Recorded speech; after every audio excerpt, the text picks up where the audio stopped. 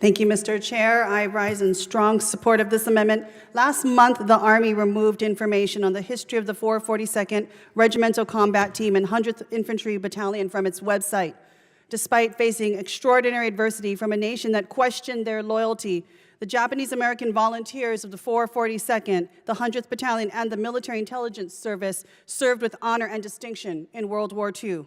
The 442nd and 100th would go on to become the most decorated military unit in our nation's history for its size and length of service.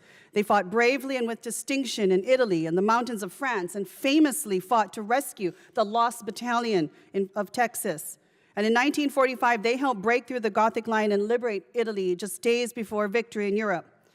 The Army's decision came as a shocking slap in the face to the hundreds of thousands of descendants, Americans who had personal and family ties with these brave men of the 442, the 100th, and the MIS, folks like me. My grandfather served in the MIS, and my uncles served in the 442nd and the 100th. The Army did this to comply with an executive order and secretarial order targeting so-called radical diversity, equity, and inclusion initiatives. And so, with one thoughtless, stupid click of a button, they tried to purge this from history. What a disgrace to these Japanese-American service members, and frankly, to all service members. Yes, they were radical. Radical in their courage, their selflessness, their go-for-broke bravery, and above all, their patriotism to a country that saw them as the enemy. How could actually this be anything more American? President Truman said it himself when he presented them a citation. You fought not only the enemy, but you fought prejudice. And you have won. Keep up that fight, and we will continue to win to make this great republic stand for just what the Constitution says it stands for, the welfare of all the people, all the time.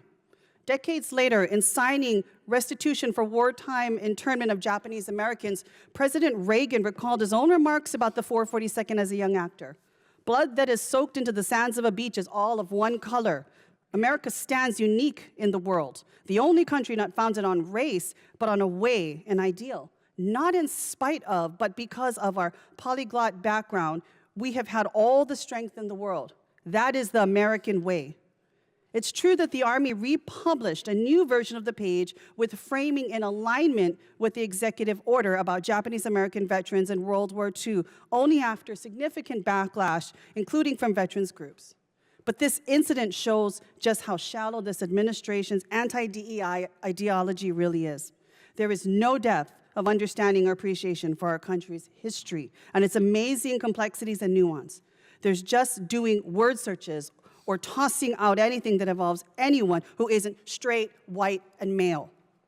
It would be laughably stupid if it weren't so deeply offensive and harmful to real people, including our veterans and service members, their families who suffered and sacrificed alongside of them, and these individuals who have given so much for their country. This amendment should not be necessary. The story of our Nisei soldiers and so many others is the story of America.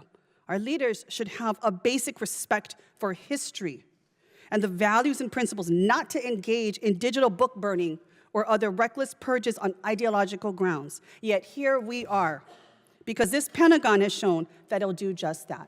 Thank you, Mr. Chair, and I yield back.